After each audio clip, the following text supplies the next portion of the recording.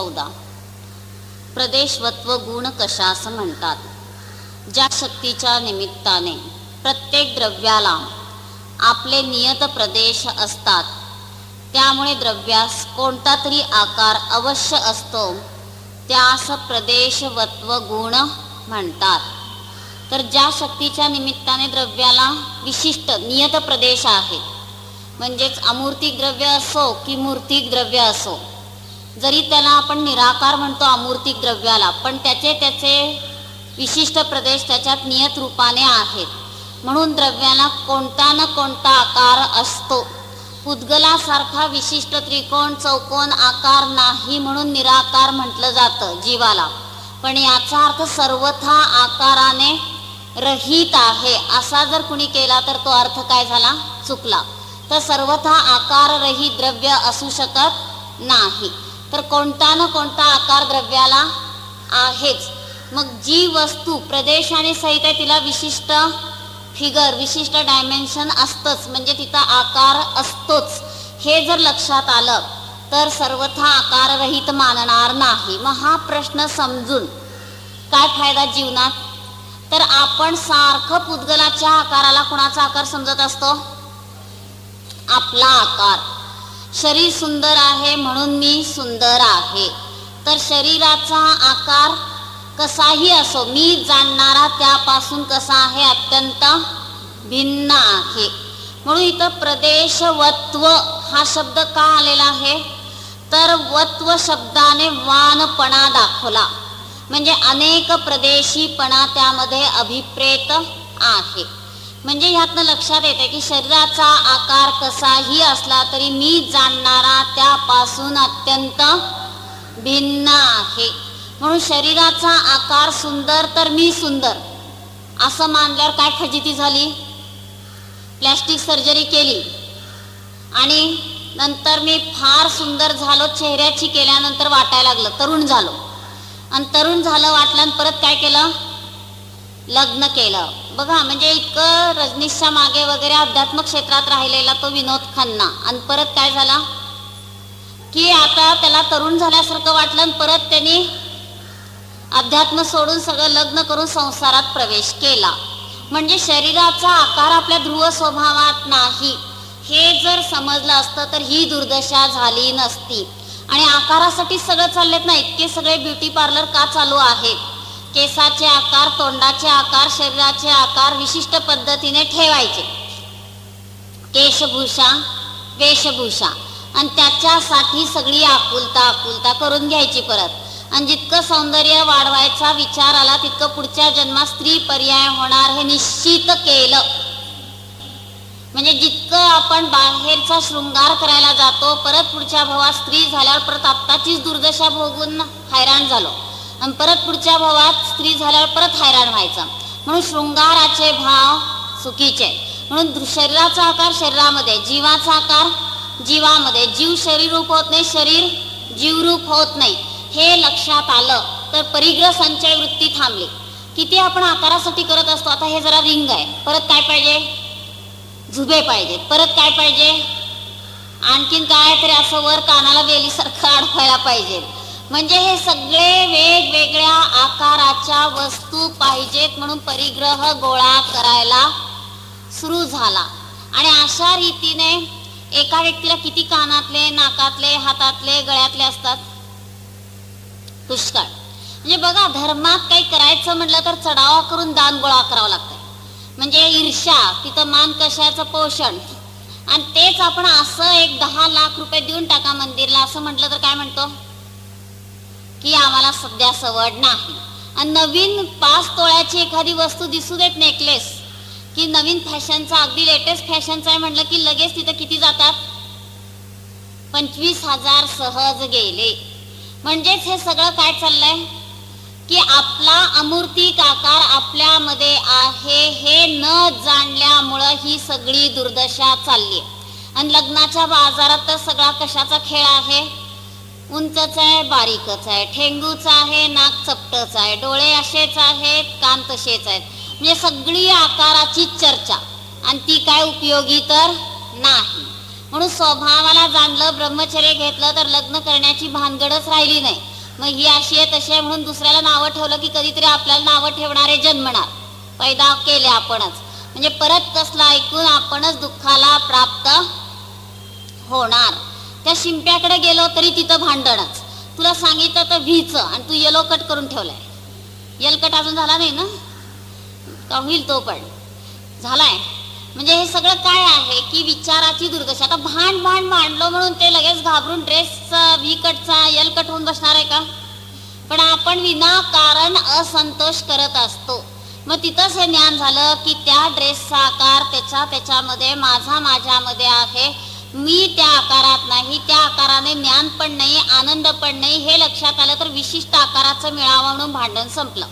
एका व्यक्तीला घड्याळाचा किती, एक गोल पाहिजे, एक चौकोन पाहिजे, एक आणखी षटकोनी पाहिजे, एक अंगठीतलं पाहिजे, एक गळ्यातलं पाहिजे. म्हणजे घड्याळ सुद्धा एक वापरायचं फक्त टाइम समजण्यासाठी, तर त्याच्यात पण आकाराची भान. एक टिकली लावायची, टिकली तर लावायचीच नसते, त्याच्यात सगळं मागं स्टिक आहे, ते सगळं त्या पंचेंद्रियाच्या काखेतलं स्टिक आहे. म्हणजे सगळं काय आहे, हत्याचं हत्या. मग त्या टिकलीत पण कसं परत पाहिजे, त्याला थोडंसं काहीतरी रत्नासारखं लावायचं, एखादा मणी, किंवा परत त्याला वेगवेगळे आकार.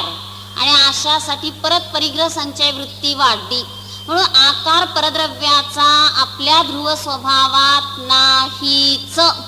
एवढं समजलं तर आपण ही सगळी दुर्दशा करणार नाही. साधं ते प्लकिंग करायला गेलं तर किती पैसे घेतात? 5,000 रुपये गेले. आणि तेवढेच 5,000 रुपये दान केलं तर काय होईल? पाप तर लागणार नाही. म्हणजे आपण धनाचा उपयोग सगळं पाप करण्यासाठी करू लागलो, आणि तेच दानपेटीत टाकलं तर मंदिरची रक्षा करण्यासाठी त्याचा उपयोग तर होईल. म्हणजे हे सगळे काय आहेत, अवदशा, अपदशा, स्वतःपासून दूर जाण्याची दशा आठवायला लागली. म्हणून सगळी आपली विचित्रता चालली आहे. परिग्रह का असतो? आता ही स्टीलची वाटी एवढी आहे, आता जरा नवीन त्याला काठ कंगोरामध्ये मळ बसण्याची व्यवस्था असणारी नवीन डिझाईन सुरू झाली की लगेच आपण त्या वाट्या गोळा करून विकत आणतो. मग परत काय झालं, ती फॅशन जाऊन साधी आली की परत साध्या गोळा करायच्या. म्हणजे या आकारासाठी भांडी वाढली, कपडे वाढले, दागिने वाढले, वेगवेगळे काय ते डोक्यात घालायचे बक्कल सुद्धा आकारासाठी वेगवेगळे आणले. म्हणजे सगळं काय आहे, एका आकारावर संसाराचा नाच चाललाय आणि त्या आकारात तर काही अर्थ नाही. म्हणून जडाचा आकार आपल्या आत्मस्वरूपात नाही. हे जर समजलं तर अगदी बारीक बारीक डिझाईनचं सोनं करताना सोनार सांगतात की यात खूप वेस्ट होतंय, सोनं करू नका, 1 तोळा तुमचा नाश होईल. तरी आपण काय म्हणतो, असू दे आम्हाला बारीक डिझाईनचं पाहिजे. म्हणजे काय झालं की त्या आकारासाठी 5,000 वाया गेले तरी चालतंय, पण करणारच. पण ध्रुव स्वभावात आकार नाही हे समजलं तर ही दुर्दशा सहज संपली. मग पहा की ते अस्तित्व गुणाच्या पुस्तकात चित्र दाखवलंय की नाही, नक्षीदार कडं मिळालं तरच पुढचा सोहळा, नाहीतर नाही. आणि त्यावेळेस नेमका असा संप वगैरे काही असेल, दुकानं बंद असतील, आणि आता ते वधू पिताकडचे लोक सांगतायत सगळे की आता शक्य नाही आणणं. आणि हा तटून बसलाय, तेवढ्यात वर पिता ज्ञानी असतो, तो म्हणतो आता हे बडवलेले 5 तोळे पण जातील, नक्षी पण जाईल, गपचूप बस, ध्रुव स्वभावात आकार नाही. आणि झालं, त्यांनी सांगितलं कान मंत्र की तो पण शांत झाला आणि आपोआप भांडण संपलं. म्हणजे बाहेरचा आकार आपल्या ध्रुव स्वभावात नाही हे जर जाणलं तर आपण दुःखाला प्राप्त होत नाही. म्हणून एक प्रदेशवत्व गुण आपला आपल्यामध्ये आहे, पुद्गलाचा पुद्गलामध्ये आहे, पुद्गलाचा आपल्यात नाही, आपला पुद्गलात नाही. हे समजलं तर सारखं आपल्याला विशिष्ट केशभूषा वेशभूषा करावी वाटणार नाही. नाहीतर सारखं त्या ब्युटी पार्लरमध्ये जायचं, केस फुगवायचे, नाहीतर कधी चपटे करायचे, कधी कुरळे करायचे, कधी आणखीन तिसरेच करायचे. म्हणजे हे सगळं विचित्र सगळं काय झालं, संपलं. किंवा साडी नेसायची तर साडीमध्ये पण कल्पना साडी, म्हणजे विशिष्ट आकाराची साडी. म्हणजे हे सगळं काय आहे, दुर्दशा. मग कधी गुजराती, कधी साधी, कधी आणखीन तिसरीच. म्हणजे हे सगळे विकल्प कुठं आहेत, आकाराकडे पाहिलं तर विकल्प आहेत. मग तेच आपण ध्रुव स्वभावाला जाणलं तर ह्या सगळ्या विकल्पांच्या काय झालं, अतीत झालो. म्हणून प्रदेशवत्व गुण समजला तर लक्षात आलं की ध्रुव स्वभावात हे पुद्गलाचे आकार नाहीत. बघा, साधा घरात ग्लास पाहिजे, पण आपल्याला कसं असतं, हा जरा लेमन सेटच्या आकारचा पाहिजे, परत दुसरा जरा उभा पाहिजे, मग परत मगची फॅशन निघाल्यावर मगच्या आकाराचे ग्लास आणले. म्हणजे किती परिग्रह संचय होतो. एक अंगठी घातली, परत काय झालं, नवीन फॅशनची निघाली म्हणून दुसरी आणली, परत नवीन फॅशन निघाली, परत तिसरी आणली. म्हणजे कुठंच परिमाण राहत नाही. म्हणून प्रदेशवत्व गुण समजल्यावर जीवनात काय उपयोग होतो की अमूर्तिक सच्चित पिंड निज स्वभावाला जाणलं तर विश्वातील जे काही या सगळ्या आकाराच्या वस्तू आहेत त्या आपल्यापासून भिन्न आहेत हे जाणल्यावर त्या विशिष्ट आकाराची वस्तू मिळवण्यासाठी गल्लीतनं दिल्लीत जातो, तर ती जाण्याची गरज नाही. यात्रेला गेलो शिखरजीला, पण त्या भागातल्या विशिष्ट आकाराच्या सगळ्या वस्तू गोळा करून आणल्या. शोकेस मध्ये तर काय असतंय, वेगवेगळ्या आकाराच्या वस्तू ठेवायच्या. आता ध्रुव स्वभावात आकारच नाही हे समजल्यावर काय लक्षात आलं, त्या वस्तू असोत नाही तर नसोत, तिथला शोकेस करायचा नाही. आता आपल्या ज्ञानादी अनंत गुणांना जाणून आतला शोकेस अनंत गुणांचं वैभव जर जाणलं तर बाहेरच्या त्या विशिष्ट आकारांमध्ये त्या व्यामोहामध्ये अडकणार नाही. बघा किती ते आबूच्या त्या माउंट हिल काय म्हणतात तिथं, माउंट आबू, तर तिथं त्या टेकडीवर जायचं आणि विशिष्ट सनसेटचं दृश्य पाहायचंय. म्हणजे विशिष्ट आकार कसा दिसतोय सूर्याचा उगवताना वगैरे किंवा अस्ताला जाताना, म्हणजे त्या आकारासाठी इथून तिथपर्यंत पळायचं. आणि शेवटी काय झालं, ते आपल्या ध्रुव स्वभावात तर नाही, म्हणजे ते ज्ञान पण देत नाही आणि आनंद पण देत नाही. त्याच्यानंतर इंद्रधनुष्याचे सप्तरंग पाहायचे, तोही एक आकार.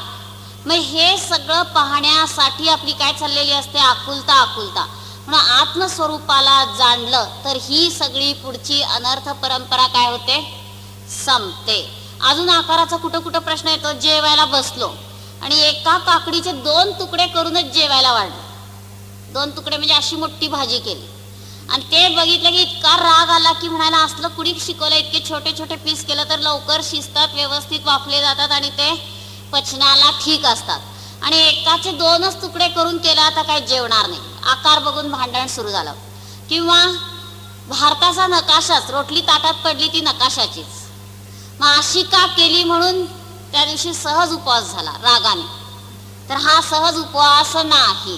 किंवा 4 रोटल्याच्या 1च रोटल्या करायचं, कुठली लाटत बसायचं, म्हणून 4 रोटल्याची 1च रोटली करून टाकली.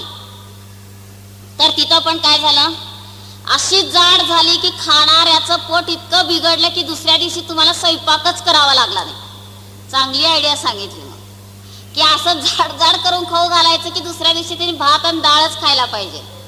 तर आकार ध्रुवात नाही, परत सांगायचं, करायचं असं विचित्र आणि म्हणायचं ध्रुव स्वभावात आकार नाही. कालच प्रवचनात ऐकल्या, आता असा विशिष्ट आकार पाहिजे म्हणून आकुलता करू नका.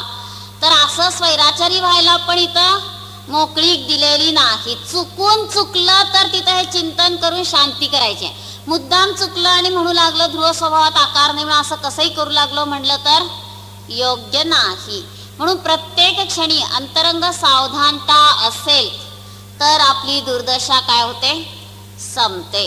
मग अशा रीतीने हे 6 गुण का सांगितलेत, तर हे 6 गुण समजले, सामान्य गुण मुख्य आहेत.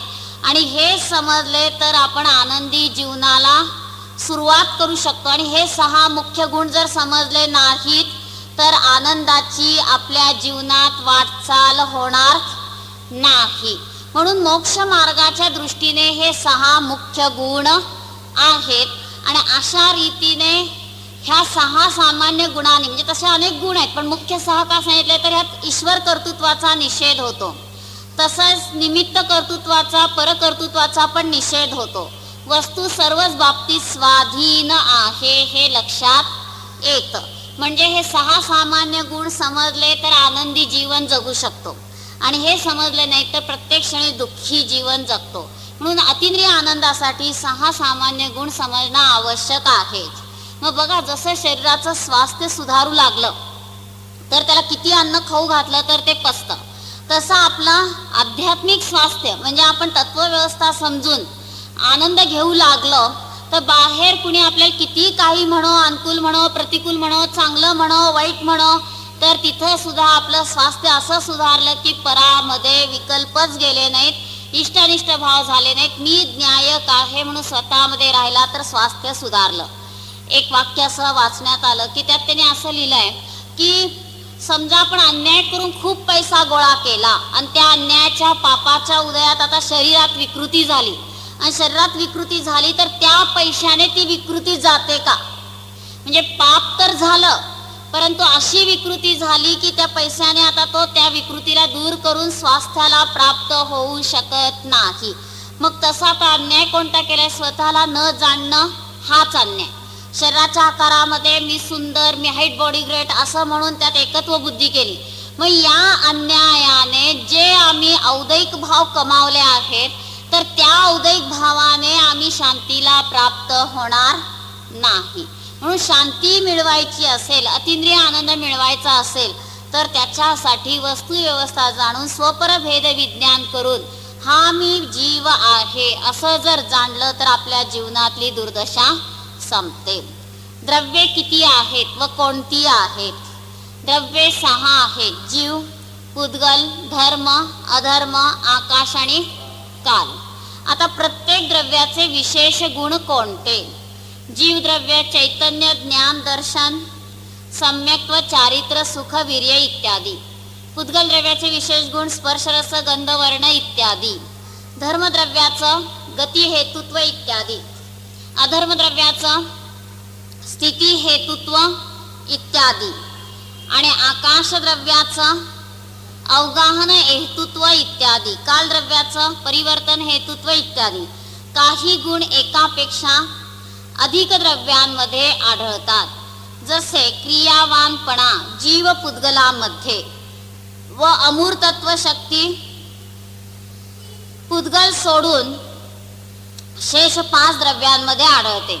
या अपेक्षेने त्यांना सामान्य म्हणता येते आणि काही अन्य द्रव्यात नाहीत म्हणून त्यांनाच विशेष म्हणता येते. आता क्रियावती शक्ती जीव पुद्गलात आहे म्हणून ती इतर 4 मध्ये नाही, ह्या 2 मध्ये आहे म्हणून विशेष म्हटलं. आणि 2 मध्ये आहे हे या अपेक्षेने तिला काय म्हणू शकतो? परत सामान्य म्हणू शकतो. म्हणजे आता यातनं लक्षात काय आलं? तेच गुण कधी सामान्य म्हटले जातात तेच विशेष. म्हणजे विवक्षा सांगण्याची जशी असेल त्या अपेक्षेने त्यांच्यात काय होतो? बदल होतो. मग आता जीव द्रव्य कशा असं म्हणतात? जो पदार्थ नित्य चेतना म्हणजे ज्ञान दर्शन याने सहित आहेत त्यास जीव द्रव्य म्हणतात. म्हणजे आता सदैव चेतना म्हणजे ज्ञान दर्शनाला सोडून वेगळा राहतच नाही, तो जीव आहे. म्हणून जीवत्व शक्तीतनं जीवाची ओळख केली. जीवत्व शक्तीतनं कसं ओळख केली? जो स्वतःच्या ज्ञान दर्शन चेतनेवर जगतो तो जीव. म्हणजे जाणणं आणि पाहणं एवढंच जीवाचं स्वरूप आहे. मग जीवद्रव्य समजून जीवनात उपयोग काय? माझ्यासारखे सगळे जीव आहेत. मला जसं दुःख नकोय तसं त्या जीवांना नकोय. मग खाताना विवेक जागृत झाला. कांदा, लसूण, बटाटा बिलकुल खाणार नाही.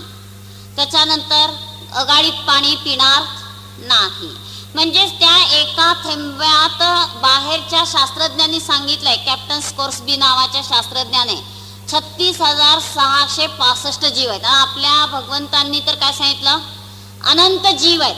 मग न गाळता पाणी पिलं तर तेवढ्या जीवाचं हत्याकांड झालं, म्हणजे तेवढे शत्रू झाले. परत ते आपल्याला भेटायला येणार, परत आपण त्यांना त्रास देणार. म्हणजे हे चक्र कधी संपणार नाही. म्हणून कांद्याच्या एका तुकड्यात पण काय आहे? अनंत जीव. मग त्यांना आपण खाल्लं तेवढ्या फक्त जिभेच्या टोकाला सेन्सेशन बर्ड्स आहेत. आत घास गेला तरी चव नाही, बाहेर आहे तोपर्यंत पण चव कळत नाही. आणि तेवढ्या क्षणासाठी इतक्या जीवांचा घात केला आणि ते शत्रू झाले. म्हणजे किती फायदे अभक्ष खाल्ल्यावर? की अनंत जीवांची हिंसा झाली म्हणजे हत्याकांड. तेवढे शत्रू झाले. कांद्यात ऍसिडिटी असते, बटाट्यात विशिष्ट बुरशी आहे की हाडात सगळा काय करते? ती ठिसूळपणा करते. ती बुरशी हाडातला कणखरपणा खाऊन टाकते. म्हणून निग्रो लोकांनी बटाटे खूप खाल्ले आणि त्यांचं काय झालं? आता वजनच उचलायला न पडलं की हाड मोडतंय. आणि जे पाठीचा कणा मुख्य तोच त्यांचा नादुरुस्त व्हायला लागला. मग लोकांनी, तिथल्या शास्त्रज्ञ लोकांनी रिसर्च करून काय जाणलं?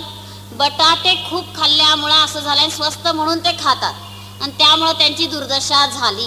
म्हणजे पहा की हे सगळे अभक्ष्य कंदमुळं खाल्ल्यावर हिंसा झाली, परत तेवढे शत्रू झाले आणि शारीरिक दृष्टीने आरोग्याचं पतन झालं, ॲसिडिटी वाढते आणि दिवसभर खात्या. साधू एकदा खाऊन शांत बसतो आणि आपण कांदा लसूण बटाटा खाल्ला की ह्या डब्यात हात घाल, त्या डब्यात हात घाल, आणि इतकं आपलं असतं जोरात वेग की असं लगेच मूठ तोंडातच, त्यात मुंग्या आहेत का काय त्या आत चावायला लागल्यावर कळतं की आपण काय खाल्लंय.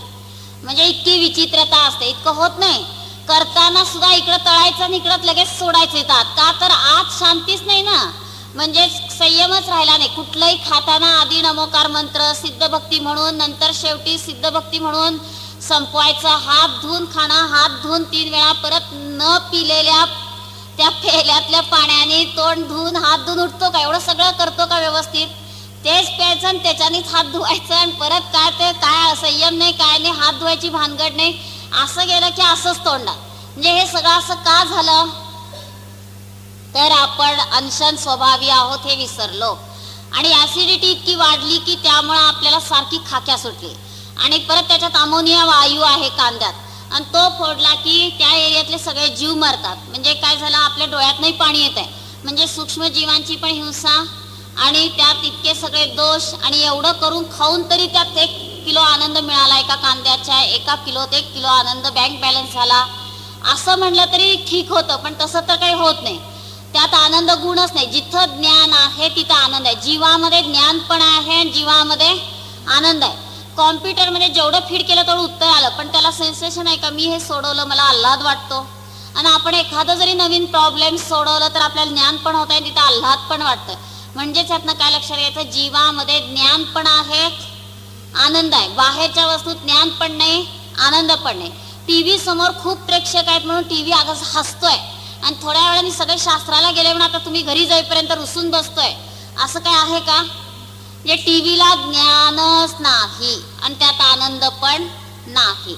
म्हणून यातनं लक्षात घ्यायचं की जीवामध्ये ज्ञान दर्शन आहे, जिथं ज्ञान आहे तिथं आनंद आहे. अग्नीला सोडून अग्नीची उष्णता राहत नाही, तसं ज्ञानाला सोडून आनंद राहत नाही. म्हणजे आपल्यात आपला आनंद गुण आहे हे समजलं तर आपली दुर्दशा काय होते, संपते. म्हणून प्रत्येक जीव स्वतंत्र आहे. एक जीव दुसऱ्या जीवावर अवलंबून नाही आणि पुद्गलातनं आनंद मिळतो असं पण नाही. म्हणून आपली आतली इस्टेट जाणली तर आपली पराधीन वृत्ती सहजच संपते.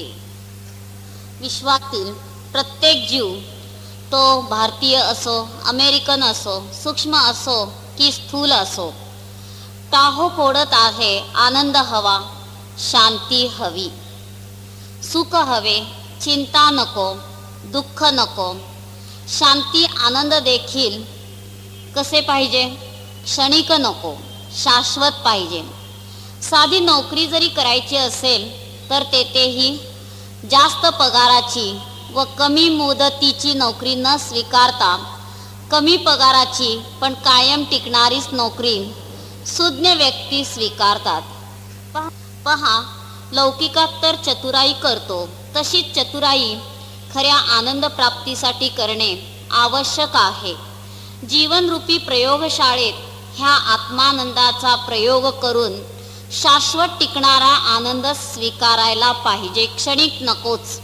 क्षणिक आनंदाने प्राप्त होणारी दुर्दशा आपण याच देही, याच डोळा पाहत आहोत. भौतिकतेच्या शिखरावर पोहोचलेल्या अमेरिकेत आत्महत्येचे प्रमाण का वाढत आहे, किंवा बाह्य चकाचौंध आकर्षण यांनी मन मोहित करणारा जपान, जेथे पूर्वी एकच मेंटल हॉस्पिटल होते तेथे आज 2000 मेंटल हॉस्पिटल्स आहेत. हे ज्वलंत प्रश्न आपणास विचार करावयास लावतात की हा भौतिक प्रगतीचा उच्चांक जीवाला अधपतनाच्या मार्गाकडे वाटचाल करावयास लावत आहे. कारण भौतिक विज्ञानात व आध्यात्मिक वितराग विज्ञानात जमीन आसमानचे अंतर आहे. कसे ते पहा. भौतिक विज्ञान रागद्वेषाने युक्त आहे, वितराग विज्ञान रागद्वेषाने रहित आहे. भौतिक विज्ञान जडापुरते मर्यादित आहे, वितराग विज्ञान जडचेतनेला जाणणारे आहे. भौतिक विज्ञान खऱ्या आनंदास कारण नाही. वितराग विज्ञान खऱ्या शाश्वत आनंदास कारण आहे. भौतिक विज्ञानातील सिद्धांत बदलणारे क्षणिक असतात. वितराग विज्ञान आध्यात्मिक विज्ञानातील सिद्धांत त्रिकाली शाश्वत असतात. भौतिक विज्ञानातील सिद्धांत प्रयोगाने सिद्ध केले जातात. वितराग विज्ञानातील सिद्धांत निसर्गतःच सिद्ध आहेत. भौतिक विज्ञान कर्मसहित आहे, म्हणजे ते ज्ञान क्षयक्षमिक आहे. वितराग विज्ञानात केवळ ज्ञानाने जाणलेलं जे आहे ते क्षयिक ज्ञान आहे. भौतिक विज्ञानात विपरीतपणा असतो व ते संसारास कारण आहे. वितराग विज्ञान सत्य असून संसारास कारण नाही. इंद्रियातून होणारे भौतिक ज्ञान अहितावह आहे.